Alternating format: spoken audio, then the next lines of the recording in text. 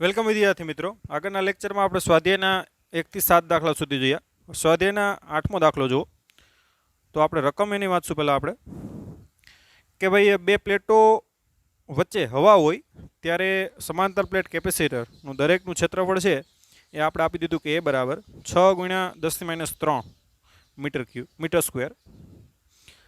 અને બે પ્લેટો વચ્ચેનું જે અંતર છે, આપણે સમાંતર પ્લેટ કેપેસિટર ભણી ગયા છે, એ બે પ્લેટો વચ્ચેનું અંતર 3 mm છે. તો એનું કેપેસિટન્સ આપણે ગણવાનું છે. જો આ કેપેસિટરને 100 વોલ્ટના સપ્લાય સાથે જોડવામાં આવે તો દરેક પ્લેટ ઉપરનો વિદ્યુતભાર આપણે ગણવાનો છે. કેમ કે બેટરી સાથે જોડશું એટલે કેપેસિટર ચાર્જ થાય અને એના ઉપર શું આવશે? વિદ્યુતભાર. પહેલાં તો આપણે કેપેસિટર મેળવી લઈએ, ત્યારબાદ આપણે ખબર પડશે કે વિદ્યુતભાર કેટલો છે. તો હવા હોય ત્યારે કેપેસિટર C0 કહી દઈએ.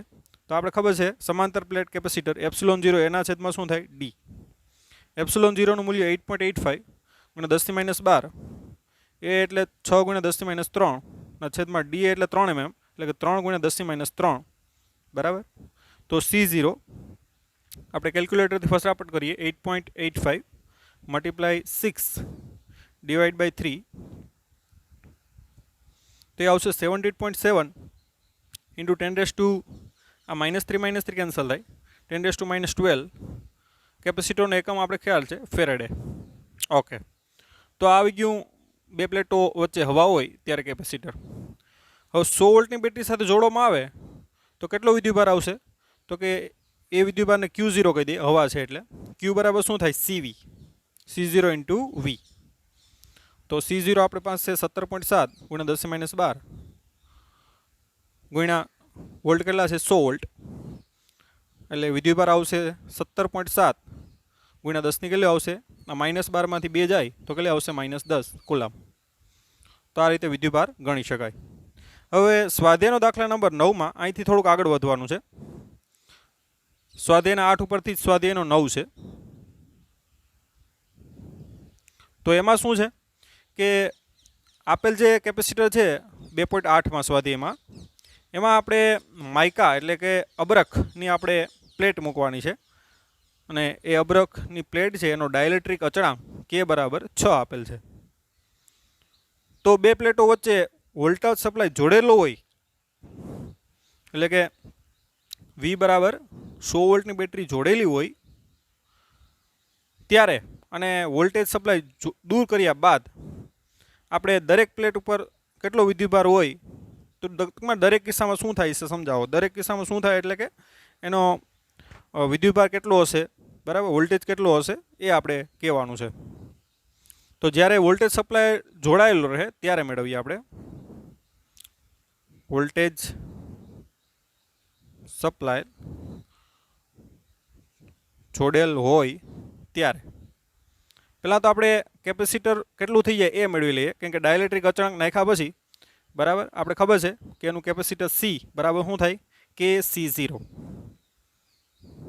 અને K આપણે આપી દીધું 6 અને હવા હોય ત્યારે આપણે પાસે 17.7 × 10⁻10 એટલે કે C બરાબર 17.7 ગુણ્યા કેટલા કરીએ આપણે? 6. કેપેસિટર આપણે ખબર છે K ગણું થઈ જાય અને એ આવશે 106.2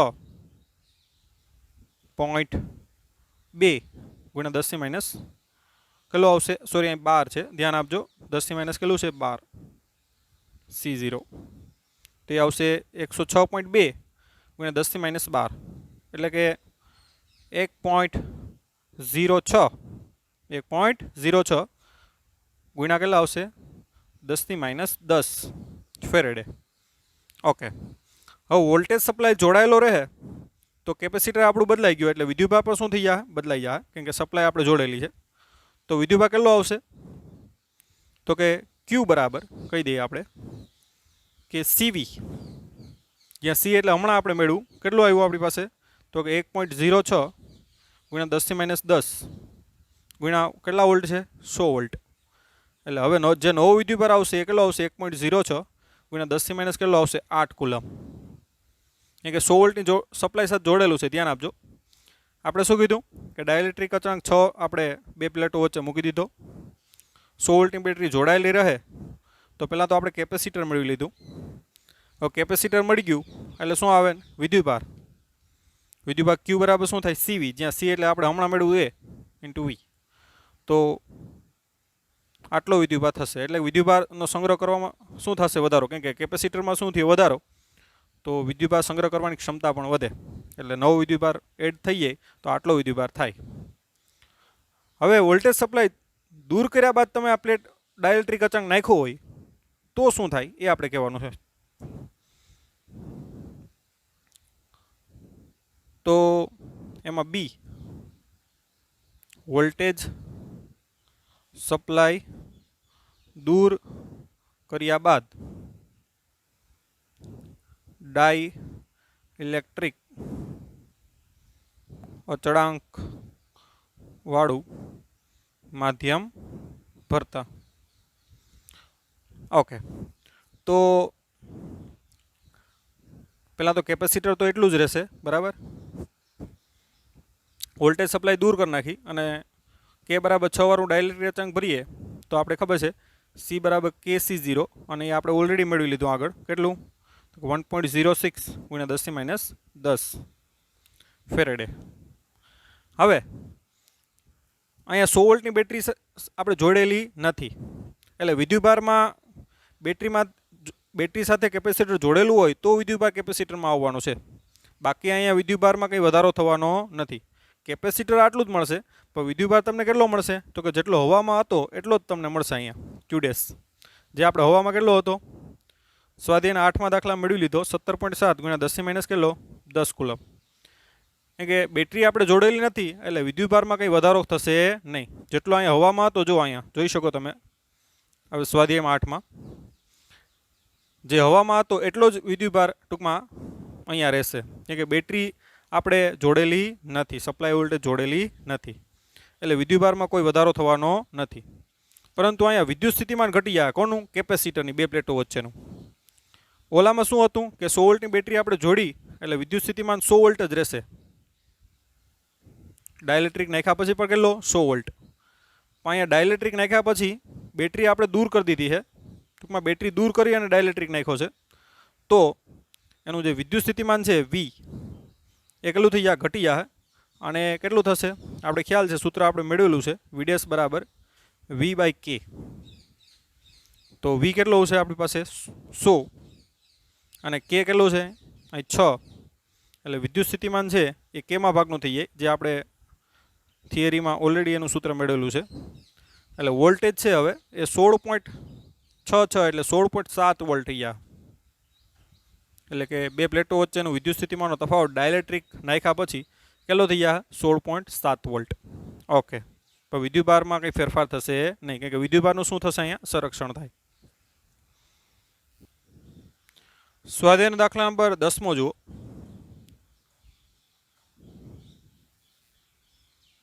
ઓકે, તમને કીધું કે 12 પાઇકોફેરેડેનું એક કેપેસિટર છે, સી બરાબર 12 પાઇકોફેરેડે, એટલે કે 12 ગુણ્યા 10 - 12 ફેરેડે. એને 50 વોલ્ટની બેટરી સાથે જોડેલું છે.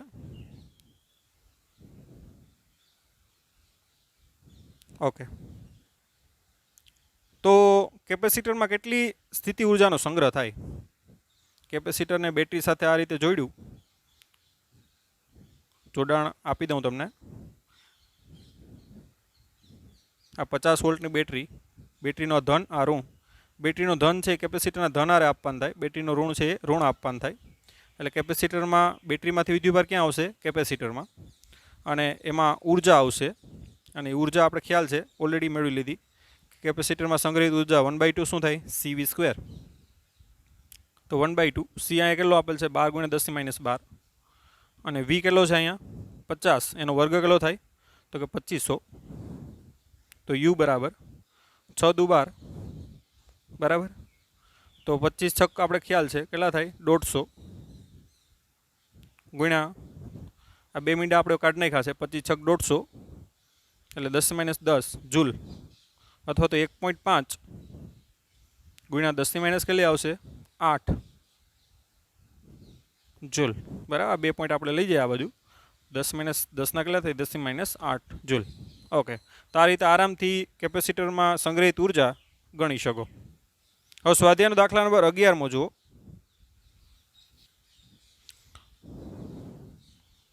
સ્વાધ્યાયનો 11. ઓકે, તો સ્વાધ્યાયનો જે 11મો દાખલો છે એ ઓલરેડી આપણે જ્યારે સ્વાધ્યાયનો આપણે ઉદાહરણનો દાખલો ક્યારે તો કે લાસ્ટ ઉદાહરણ આપણે લીધું હતું, ઉદાહરણ નંબર 9. ઓકે સોરી, ઉદાહરણ નંબર આપણે લીધું હતું જ્યારે ઉદાહરણ નંબર 10 લીધું હતું ત્યારે આપણે કોન્સેપ્ટ મેળવ્યો હતો, બરાબર. એ કોન્સેપ્ટ ઉપરથી સ્વાધ્યાયનો દાખલા નંબર 11મો છે એ આપણે કરશું. તો એમાં કીધું કે 600 પાઇકોફેરેડનું એક કેપેસિટર છે, 200 વોલ્ટના સપ્લાય વડે વિદ્યુત ભારિત કરવામાં આવે છે. ધ્યાન આપજો, એક C1 બરાબર 600 પાઇકોફેરેડનું એક કેપેસિટર છે, એને V1 બરાબર કેટલા તો કે 200 વોલ્ટની સપ્લાય સાથે શું કરેલું છે, ચાર્જ કરેલું છે. ઓકે, પછી તેનું સપ્લાય સાથેનું જોડાણ દૂર કરી અને એક બીજા વિદ્યુત ભારિત ન હોય, વિદ્યુત ભાર રહિત, બરાબર, એટલે વિદ્યુત ભાર ન હોય તેવા 600 પાઇકોફેરેડના કેપેસિટર સાથે જોડવામાં આવે. એક C2 બરાબર 600 પાઇકોફેરેડનું કેપેસિટર છે જે વિદ્યુત ભાર રહિત છે, એમાં કોઈ પ્રકારનો વિદ્યુત ભાર છે નહીં, એટલે કે એના વોલ્ટેજ વિદ્યુત ભાર ન હોય એટલે વોલ્ટેજ કેટલો હોય, 0. એની સાથે એને જોડવામાં આવે આ રીતે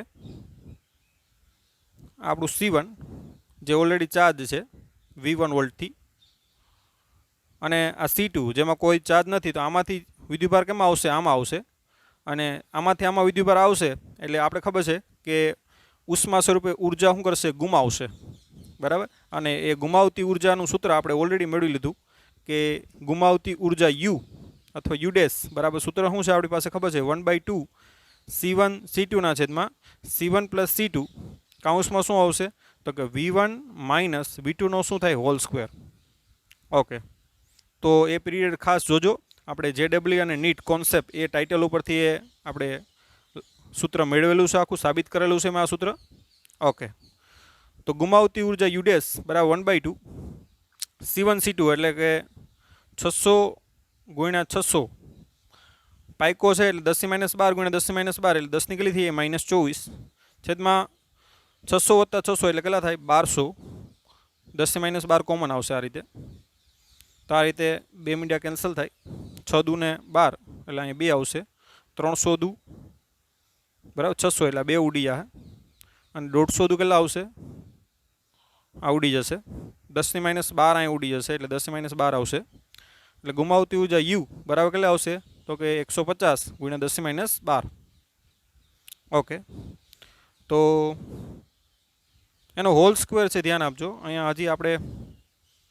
ઓકે, ગુણ્યા કેટલા છે, V1 - V2 એટલે કે 200 - 0 એનો શું આવશે, હોલ સ્ક્વેર, એટલે કે 150 × 200 નો સ્ક્વેર કેટલો થાય તો કે 4 × 10 4 કેટલો થશે, 200 નો વર્ગ કેટલો થાય તો કે 400 એટલે કે એનો ડબલ પાછા 40,000 થાય એટલે 4 × કેટલા આવશે, 10 4.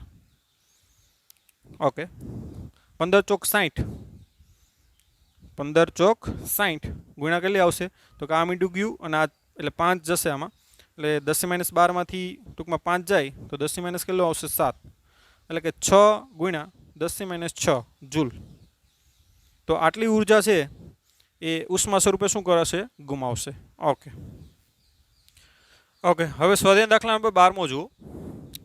તમને એમાં રકમ આપેલી છે કે એક 8 મિલીકુલમનો વિદ્યુતભાર છે, અને આ જે વિદ્યુતભાર છે ઉદ્ગમ બિંદુ પર રહેલો છે. ઉપર આપણે ઉદ્ગમ બિંદુ ઉપર વિદ્યુતભારને મૂકી દઈએ.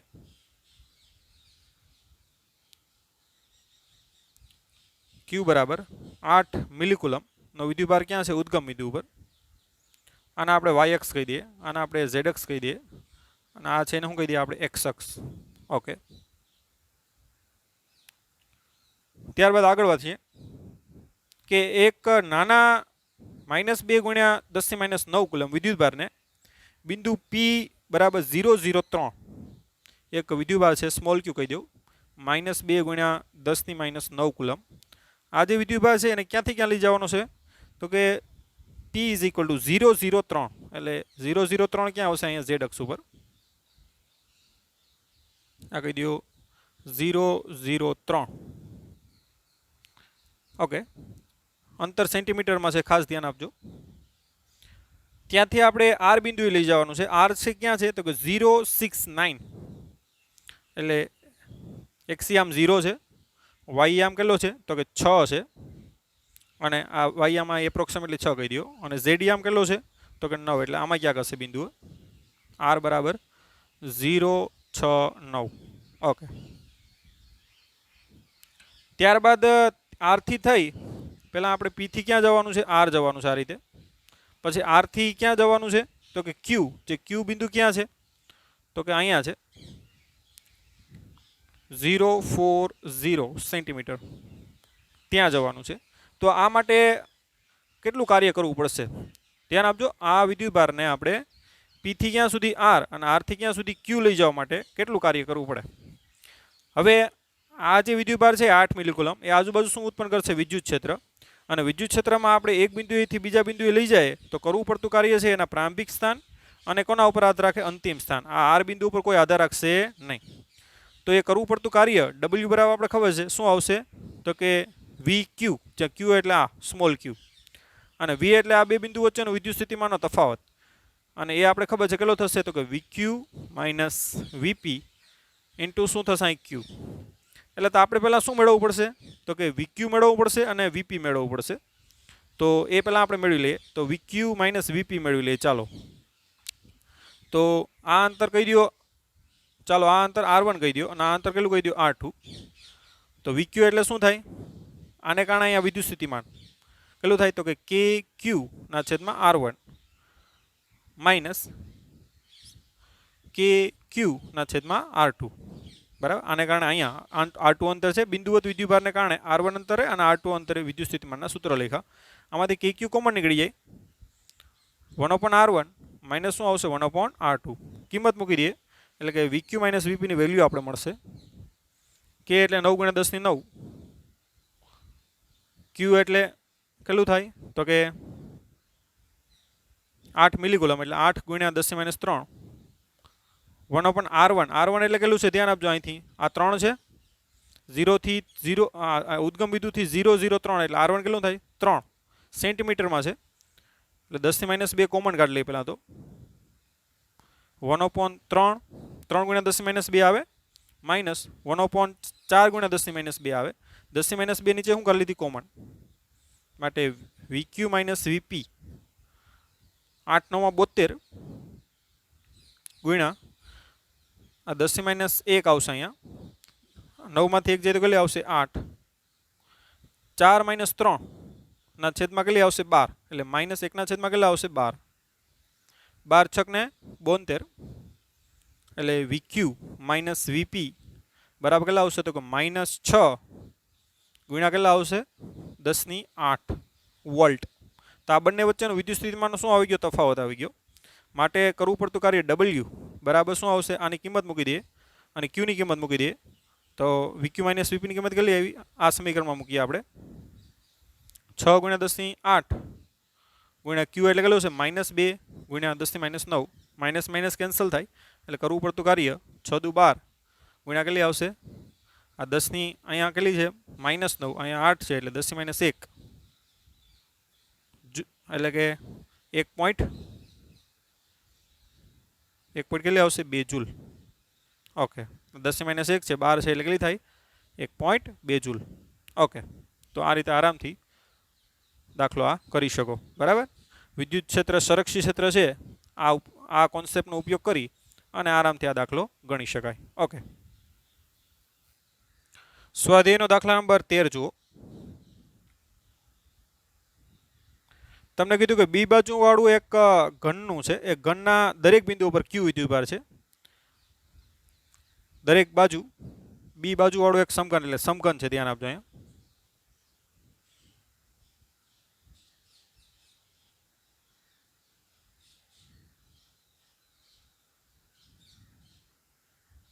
આ થઈ ગયું સમઘન અને દરેક જે શિરોબિંદુ છે એના ઉપર કેટલો વિદ્યુતભાર મૂક્યો ક્યુ અને સમઘનની બાજુની લંબાઈ કેટલી આપી દીધી બી. ઓકે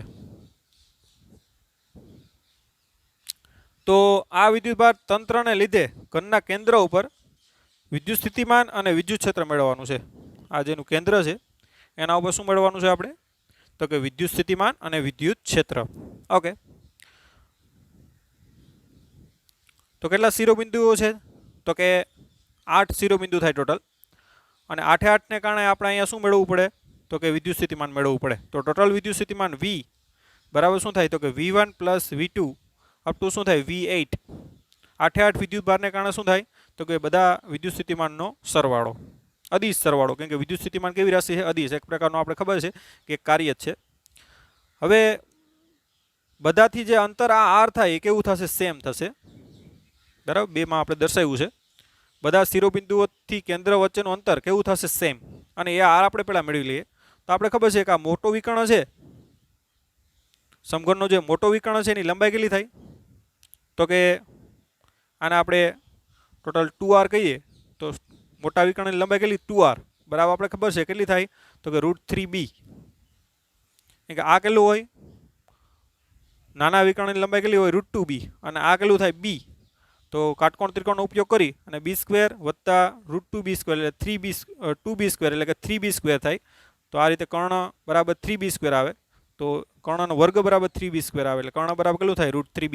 ઓકે, જે આપણે ઓલરેડી મેળવેલું છે, ઘણી વાર મેળવેલું છે. ઓકે, તો R બરાબર કેટલું થાય? તો કે √3b/2. તો દરેક શિરોબિંદુથી કેન્દ્ર વચ્ચેનું અંતર કેટલું થાય? √3b/2. તો એનો 8 વખત સરવાળો આવશે. તો ટોટલ b બરાબર કેટલું થાય? તો કે kq/, અંતર R કેટલું થાય? √3b/2 એટલે છેદનો છેદ અંશ વત્તા k2kq √3b. આવી રીતે કેટલી વખત? 8 વખત.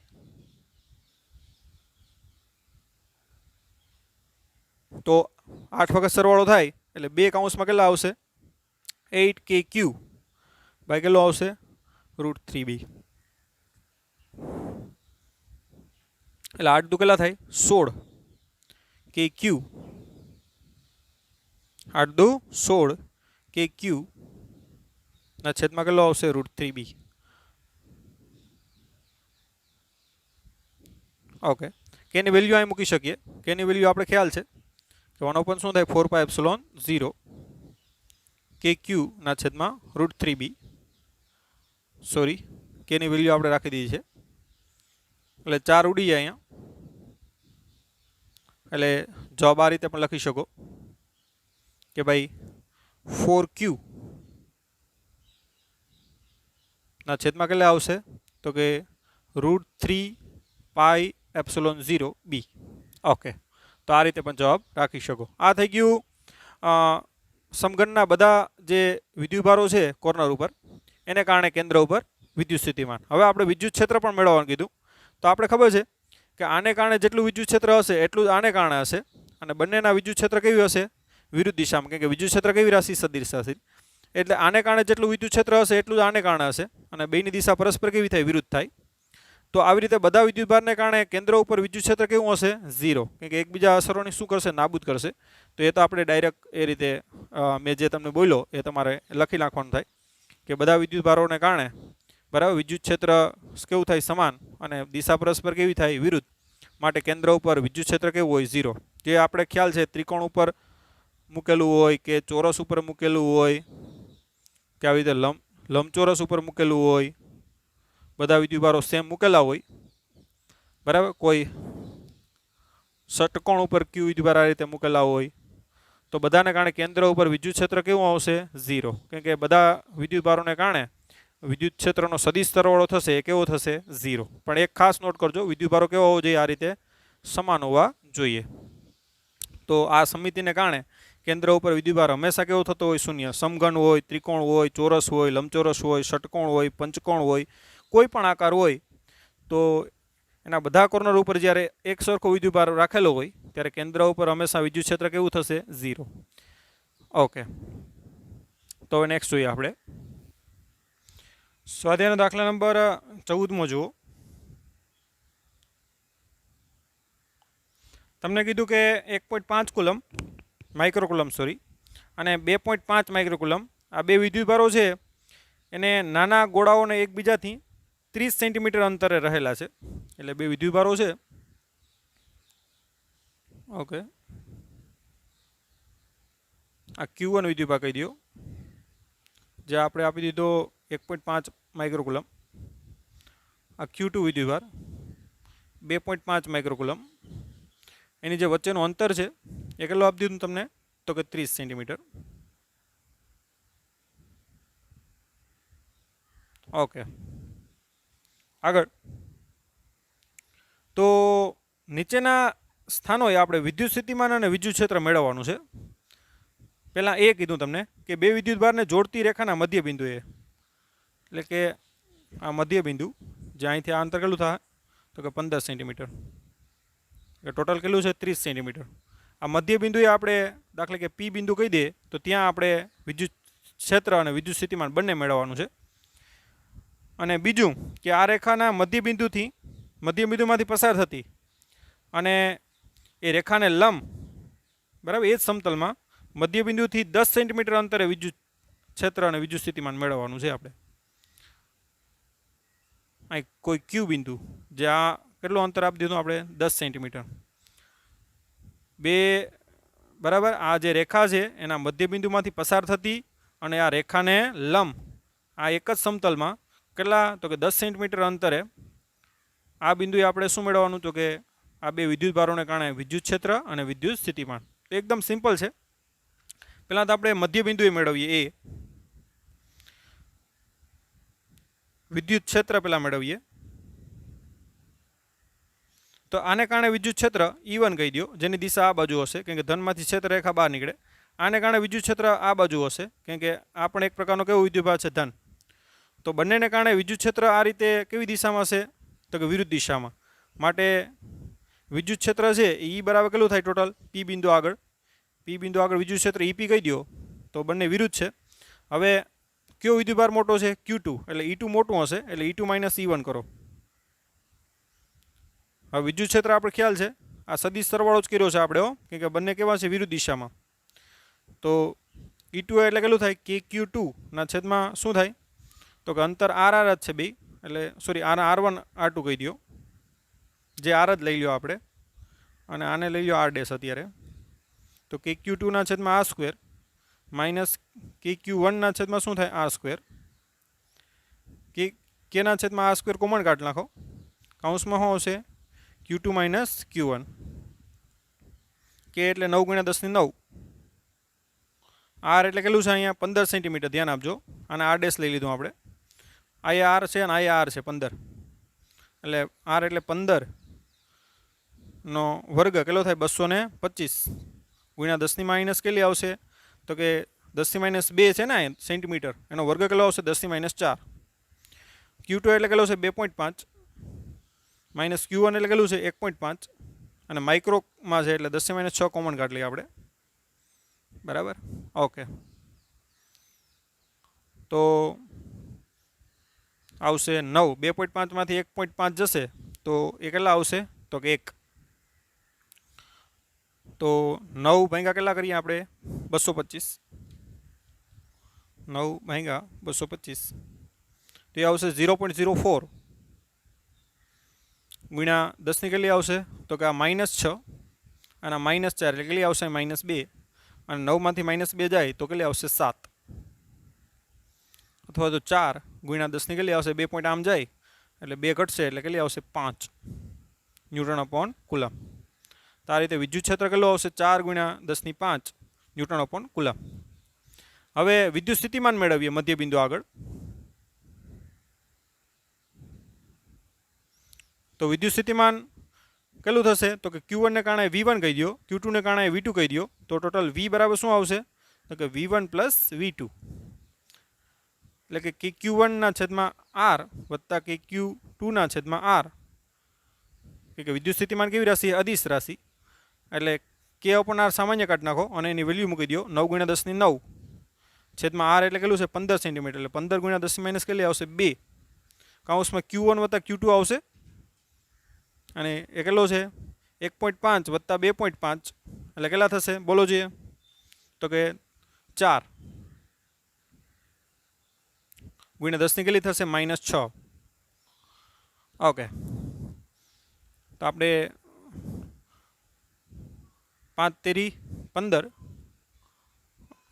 સોરી 5 તેરી 15 અને 3 તેરી 9 એટલે 4 તેરી 12 ભાગ્યા 5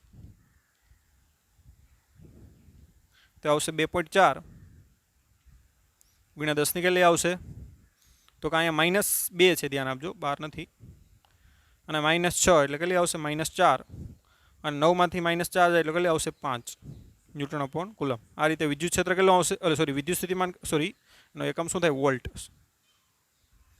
2.4 ગુણ્યા 10 ની 5 વોલ્ટ.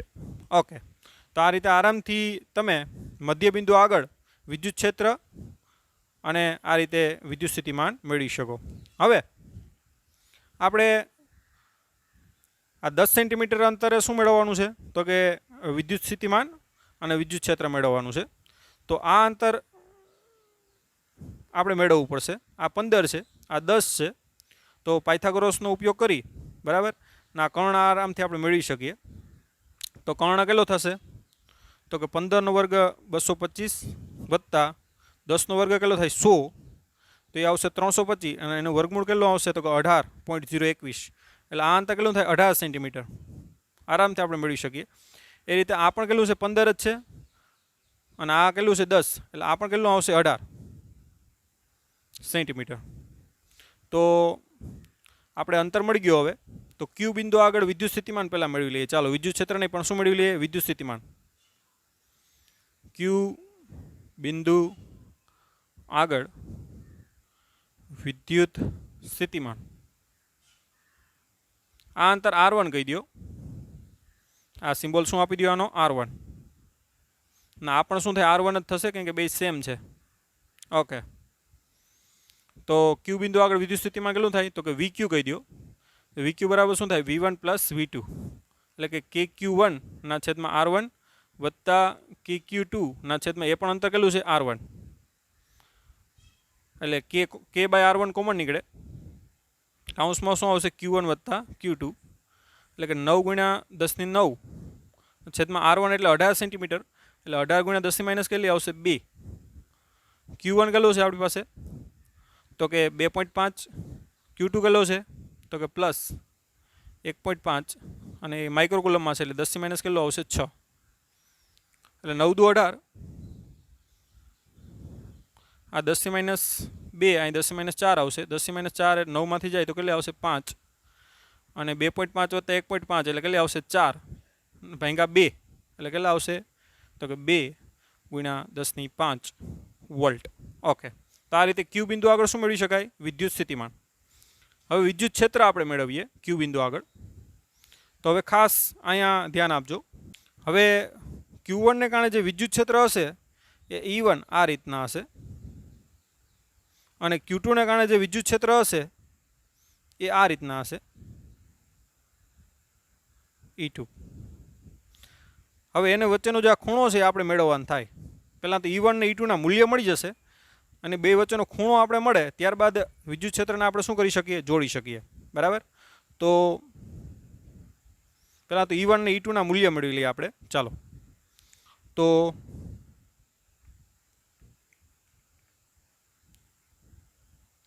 ક્યુ બિંદુ આગળ વિદ્યુત ક્ષેત્ર એના માટે પહેલાં E1 મેળવી લઈએ. Q1 ને કારણે E1 કેટલું હશે KQ1 ના છેદમાં R1 સ્ક્વેર, એટલે કે 9 ગુણ્યા 10 ની 9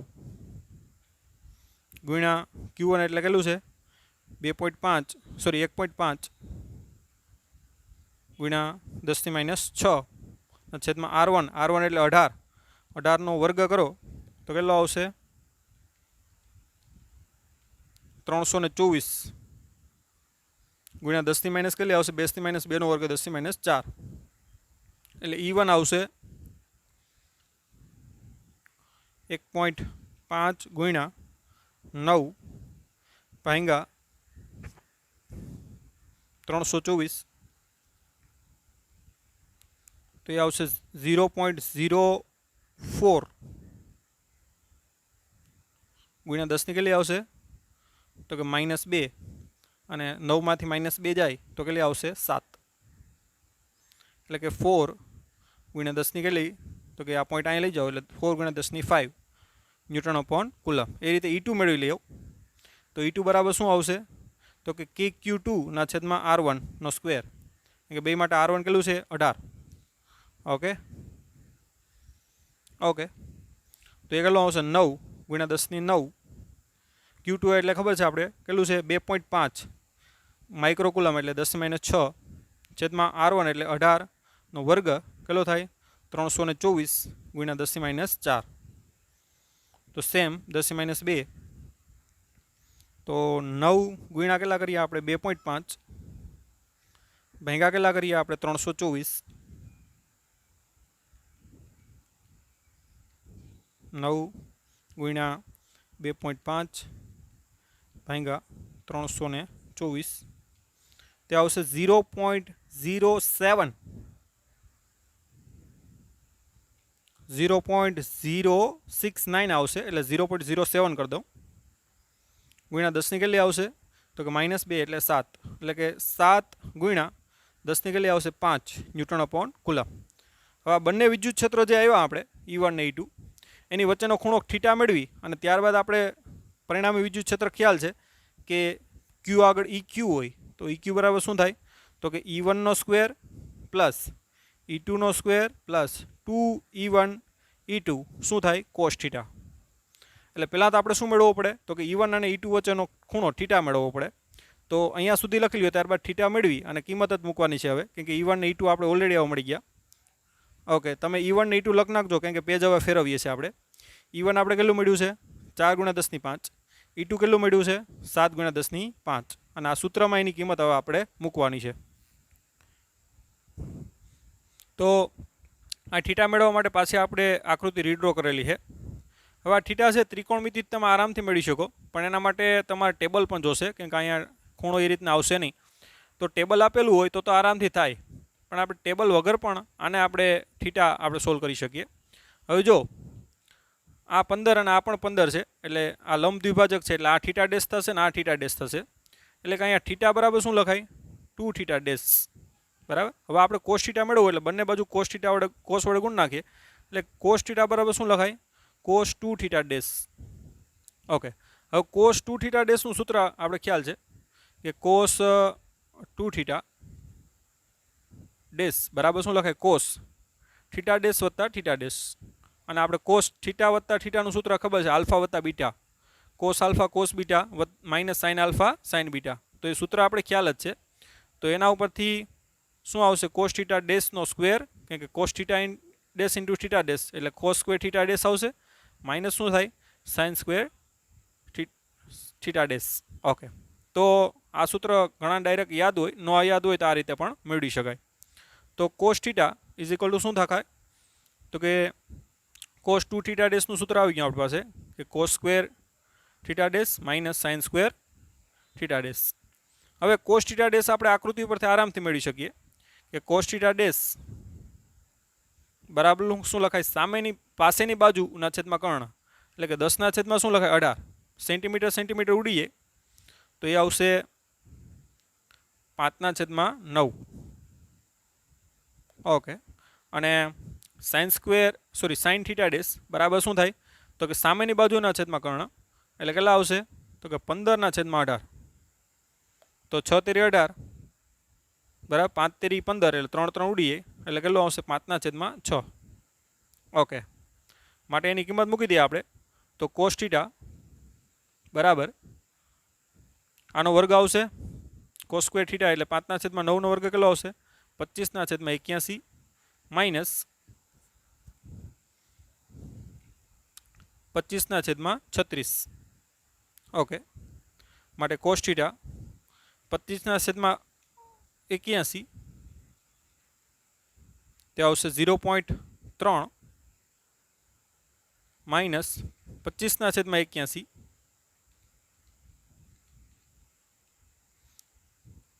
25 ના છેદમાં 36 તે આવશે 0.69 એટલે કે 0.7.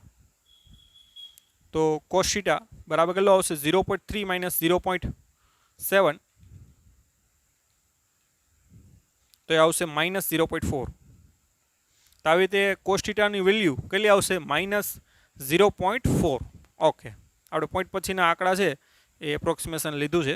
ઓકે, જવાબમાં થોડો ઘણો ચેન્જ આવી શકે. ઓકે, તો હવે આપણે કોસ થીટાની વેલ્યુ મૂકી શકીએ. તો આપણે વિદ્યુત ક્ષેત્ર ક્યુ આગળ EQ બરાબર E1નું મૂલ્ય આપણે ખ્યાલ છે, અહીંયા લખેલું છે મેં 4×10⁵ અને E2નું 7×10⁵. તો 4×10⁵ E1 સ્ક્વેર એટલે કે 4×10⁵ નો વર્ગ કેટલો થાય? તો કે 16×10⁻10 વત્તા E2 સ્ક્વેર એટલે 7×10⁵ નો વર્ગ કેટલો થાય? તો કે 49×10⁻10 વત્તા 2E1 એટલે 4×10⁵ E2 એટલે 7×10⁵. કોસ થીટાનું મૂલ્ય કેટલું આવ્યું? -0.4. ઓકે,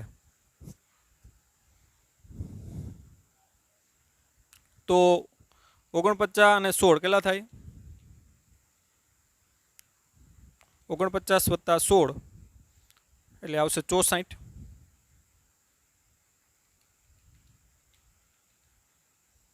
65 સોરી, 49 અને 16 કેટલા થાય? તો કે 65×10⁻10 વત્તા કેટલા થાય? 7 ચોક 28 દુ 56 ગુણ્યા 10 ની કેટલી થાય? 10⁵ ને 10⁵ 10 ની કેટલી થઈ? 10 ગુણ્યા કેટલી આવશે? -0.4. એટલે 56 ગુણ્યા કેટલા કરી નાખીએ? -0.4 તો એ આવશે 22.4. એટલે 65×10⁻10 -22.4 ગુણ્યા 10⁻10. તો 65 માંથી 22.4 કાઢીએ આપણે તો આવશે 42.6 ગુણ્યા 10 ની કેટલી આવશે? 10.